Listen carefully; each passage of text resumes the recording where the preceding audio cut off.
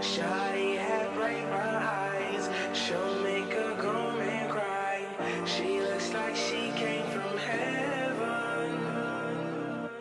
You told her lies. How could you make her cry? He know he doesn't deserve you. I've seen you in my dreams. Oh, don't wake me from the sleep. My queen will be a king. You already know the deal, girl. He don't deserve you in his arms. He don't deserve you. What is going on, family? Thank you for tuning in to the URBVN podcast. My name is Reef, the real Reef. I'm here today on my first pilot episode of the podcast. This is episode 0. So this is the introduction, so you get to know who I am, know a little bit of my backstory and my history. Excuse me. A little bit of my backstory and my history. You're going to see me look down from time to time at my notes on my phone, but I just wanted to introduce myself. Some of y'all know me, some of y'all don't. And so I'm just here today just to share with you, bond with you, break bread. So let's get into it. I know a lot of you may see me wear a turban and want to know why I wear the turban. And so it's a little bit of a complicated answer, but I'll try my best to not be long-winded. There is a religious aspect and a spiritual aspect of why I wear the turban. I rediscovered my commitment with God a while back. I had a couple of near-death experiences that really changed my viewpoint on my life and how I was living. And I got introduced to yoga in college, and it honestly changed my life. I was very, very overweight, very, very heavyset. People who watch this, who know me from back in Brooklyn and Staten Island, will be able to vouch that your boy was big. They used to call me Fat Brooklyn, all kinds of fat names. And, so I discovered, physical fitness in college. I still was a heavy pot smoker and weed smoker then. And, I wasn't all the way into health and wellness like I should have been, but that's really why I got introduced to that aspect of spirituality that reminded me of when I was younger. And so there's a number of reasons why I wear the turban. The turban actually goes back, historically speaking, to around the 13th century. If you give me a moment, I'm going to look at my phone because I don't know this off the top of my head. I did a little bit of research. Okay, so this comes from an article from Rap Life by Bianca Cruz. A complicated and beautiful record of how modern head wraps came to be. Head wrapping is ancient, with the earliest known records of head wraps dating back to the 13th century in what would be known as northern Iraq. Head coverings would be worn by aristocrats and strictly forbidden to be worn by people of lower status. Fast forward to the 18th century Louisiana, women of color were forced to cover their hair in order to signify their lower social status and separate them from white women. That's also, a lot of them were forced to shave their head and, make themselves uglier. So even after a certain point, from what I remember, and this is not in the article, from what I remember, those women were, they would wrap their heads in such, adorning ways. And even then, the slave masters, wives would still get jealous. And that's a whole nother story. So I just wanted to bring that up because there is a spiritual aspect to it. But there also is another personal reason. It has to do with vanity.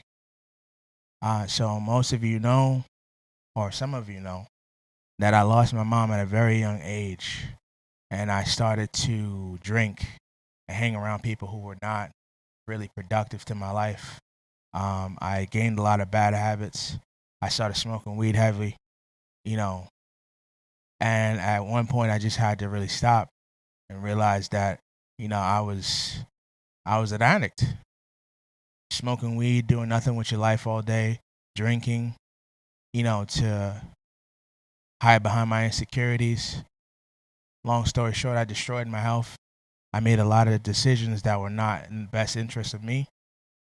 Um, and but you got to go through all of that to get to where I am now. And so I have a lot of health conditions that were brought on. I have autoimmune conditions, and so I have alopecia areata. I don't know how you say it, and that really, destroyed the aspect of my vanity. I also have another condition called acne keloidialis.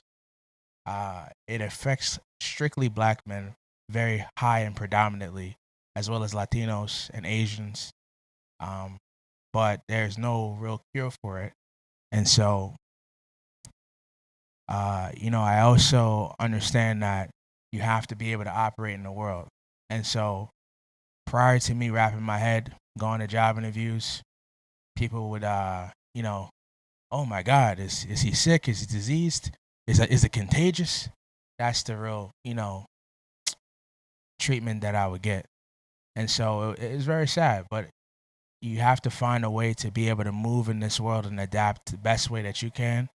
And that's how I chose to, number one, signify my faith with my God, and also understand that my vanity is not everything, and that I also needed a way to be able to move in this world. And just like my ancestors, my slave ancestors who were uglied by European beauty standards, full circle, they feel like that. So I just want to also go into some history of why I also have some health issues as well. A lot of people suffer through abuse when they were young. Don't really have the best relationship with my father. My father was not the greatest man. However, I am very grateful for the fact that I at least had a dad. I know some people didn't have no dad, and so I can say I'm grateful for that. But as far as who he was towards me and the family that I was born into, I know just like many other broken black families, it's too common. And when I was younger, my dad used to abuse me. He used to cut my hair and spray Raid on the clippers and on my scalp. There's a lot of, chemicals that are in that are just not really, I don't know, if it has to do with his Africanness, which I doubt, I highly doubt where he got that practice from. But I vividly remember him spraying roach spray on the clippers, spraying on my head. I'm thinking this is normal. My uncle was there as well, and on top of the yelling, top of the physical abuse, there was just a lot of abuse in the house. My mom was also, unfortunately, molested by her own father at a very young age. And so, she was ostracized by her side of the family because he wound up leaving the house because of, quote unquote, they put the blame on her. There's a lot of, how can I say this? There's a lot of trauma within our community, specifically black and brown people in America, that we normalize a lot of things that should not be normalized. And so that's the history of where I come from, unfortunately. And so that also had to play with my health. I also lost my mother at a very young age. I lost her at 19. My sister even younger. And so that took a drastic toll on my health as well. Actually, I was recently found out that a lot of autoimmune conditions are linked to some kind of significant traumatic incident, like, the death of a parent or something of that nature, rape, losing a loved one, can start a lot of these autoimmune conditions. And actually, autoimmune conditions are actually even more common than cancer now, which just says a lot because cancer is really high. So I don't want to stay too much on negativity. Trust me, I'm getting to the better stuff. Anybody who knows me back from Staten Island to Brooklyn knows that I was homeless after my mom passed. My dad kicked me out. So I wound up, staying with some friends. A lot of crazy shit was happening in those places that I was staying that I don't really rock with. Abuse of women, having underage females around that I vehemently was pissed about, and that I could not, unfortunately, control the situation of living where I was. And I'm thankful to God every day that I never wind up going to jail because of a lot of this foolishness that these people would be doing, and I just don't stand by that. I don't stand by any kind of predatory behavior, period.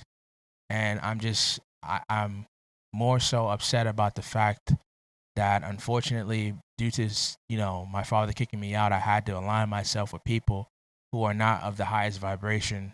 And I got a lot of bad habits like drinking, to numb the pain of my situation, and not being able to control who comes in and out of my space. And I just didn't really rock with that. And so they know who they are. And I don't care, how you feel about it. I never liked it then. I never respected that shit then. Excuse my language, but it's a podcast, so I'm going to curse sometimes. And it is what it is. So once again, I drank a lot in my youth after my mom passed, and I know that affected my liver and my decision making, as well as smoking weed. Got introduced to that by people. It got so bad that I was just getting weed from whoever off the street, and I know that shit is not that's not healthy, but it is what it is. And I'm glad that I went through all of that to get to where I am now. So I said all that to let you know that it don't matter where you start from, whether it be homeless, whether it be, abuse from your parents, whether it be you just didn't get the Xbox. You can change your life. You can change your life. You don't have to stay where you are. It's a choice. Poverty mindset, brokenness, all of that is a choice. And at the end of the day, I'm living proof that you can change your life. I now work at a Fortune 500, and I'm not where I want to be. But in the words of Friday, I thank God that I'm not where I used to be. And I'm still going through shit right now. It is what it is. I don't think there's ever going to be a point in your life where you're not going through something. But it's the mindset that determines your trajectory of where you're going to be, if you can understand what I'm saying. And so I think this is not my redemption phase. This is the time in my life where I've chosen to put myself first in order to show my children a better example of who you need to be in this world. You cannot not double negative. You cannot not follow your dreams. You cannot do the things that you have to do it. You have to do the things that you want to do.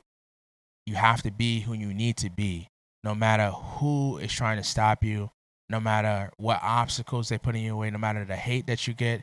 As long as you are living your life righteously in the eyes of God, that's all that matters. And there is going to be negativity for you speaking your mind. And I'll let it be known right now, I don't agree with everybody's speech. I will never agree with everybody's speech. I don't agree with what everybody says. I don't like liars. But do I defend those people's right to speak in this country, America?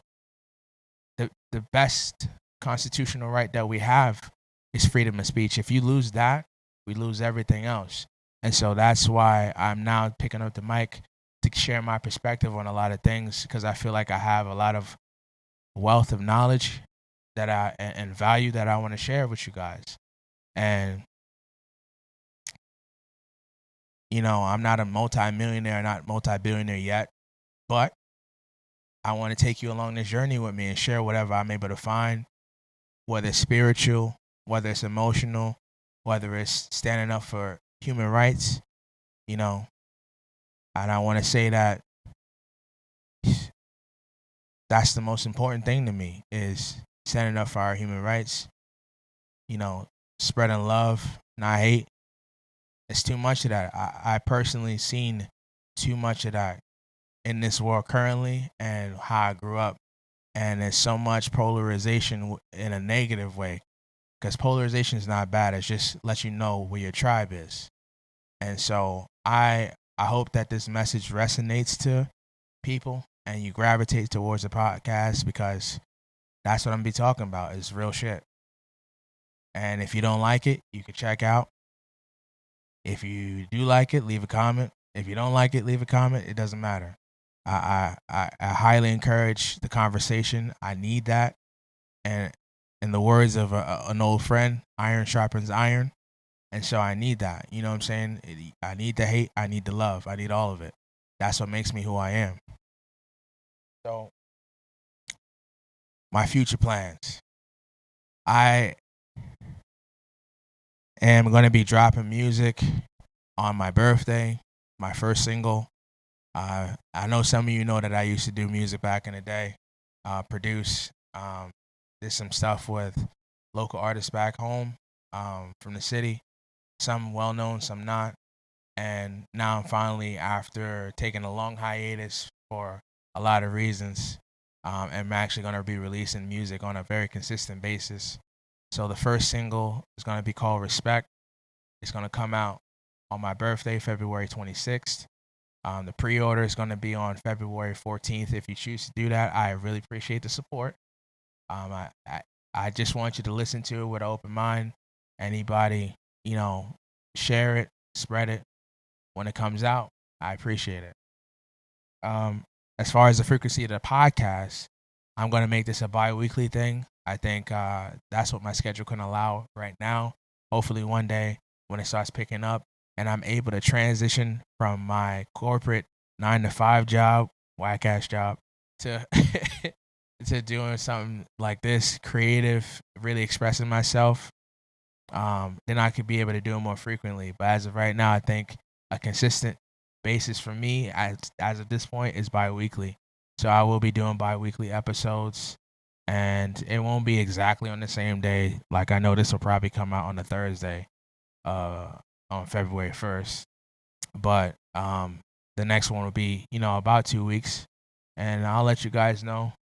You can follow me on Instagram at Urban Turban. Urban spelt with a V instead of an A, getting my black on. And same thing on X, Urban Turban. Once again, Urban spelt with a V instead of an A. That's it. That's really it. And also, I'll be posting this to YouTube, Reef TV. That's the channel. All of you know I used to do YouTube content way back in the day, so I'm getting back into it with the podcast. So I appreciate you taking the time out of your busy days to come listen to your boy. But I just wanted to say this. I love you guys like a fat kid loves cake. And I should know, because I was that fat kid eating that cake. And boy, did I love cake. I just come to let y'all know. And some of y'all know that. Put some respect on my name. Peace. Fool me, we can't get fooled again. Been telling these haters that I'm the greatest, man. Back when I was just homeless, I couldn't see the plan. Praying for sleep, but didn't have no pen. Broke bread with them when I had nothing. Took advantage of me cause they knew they can. Not to phone, all I wanted was friends. Guess it was all a part of God's plan. Now I'm cashing checks, watch me grow my I ain't got no enemies. All I got is in the peace. My music is therapy. I record and just release. I ain't got no enemies. What is going on, family? I am Reef. I am an audio audio engineer with a plethora of experience in many different genres. Not just hip hop, not just R&B, not just pop, you name it, anything in between. Afro beats, folk music, you name it. If you need your track mastered, you came to the right spot. I've done stuff for TV, radio, commercials. It doesn't matter. I can do it all. I'll master your dog. Whatever you need, you came to the right spot. If you need that pop, we on top.